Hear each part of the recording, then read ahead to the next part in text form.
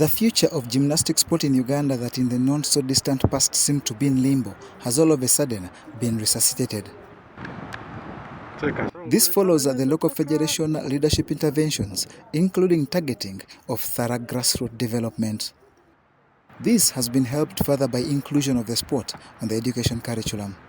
At the top, the local federation has continued indulging partners like the international body that has sent its development officer for Africa, Mogosi Seko. With my initial assessment of the situation, I've realized that there's three basic things that need to be done to help with the development of gymnastics. One is the technical support for coaching and judging, coaching in particular.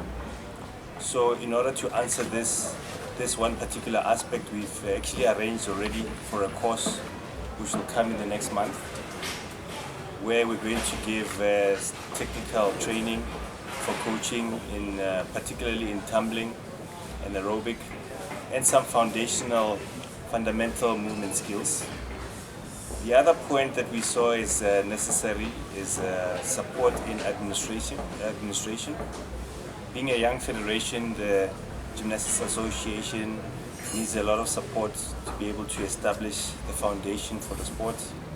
So we're hoping that from a local perspective, with the government structures and other stakeholders, they will be able to help to give this support so that we can implement the sport. And the third one is equipment. You know, for gymnastics to be able to be safe, ultimately you need to provide the right equipment. And for that we need space.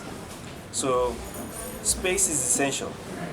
And the International Federation is willing to assist with equipment, provided that they have space that is dedicated for gymnastics, that it can be set. Gymnastics Association of Uganda head Harriet Aya believes that with availability of basics like infrastructure and funding, the sport in Uganda will flourish. His coming here is because as Uganda we have, of course, at the moment our struggles to do with funding of sports. And so when we reached out to FIG, we were very blessed to have the mother body send us the development officer for Africa, our continent, and is right here to help us implement best realistic programs that can work best for our federation. During his stay in Uganda, Seko Mogosi has held meetings with high-ranking sports officials at the National Council of Sports and the Uganda Olympic Committee. John Burns, Centum, reporting.